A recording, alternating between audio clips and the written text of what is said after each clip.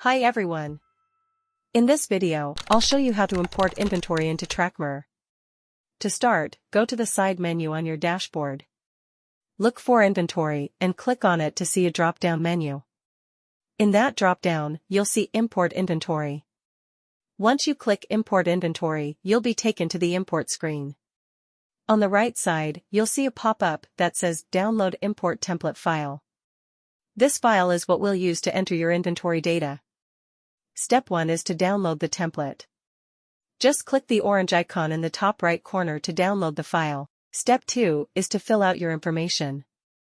Open the downloaded file in Excel or another spreadsheet editor, and fill in the required fields with your inventory data. Once you're done, save the file. Step 3 is to upload your saved file back on the Import Inventory screen in Tracmor. Select the file, and Tracmor will start the import process. If there are any skipped records, you'll see an option to download the list to troubleshoot. Just click the blue icon to review any skipped items. And that's it. You've successfully imported your inventory into Tracmor. Thanks for watching.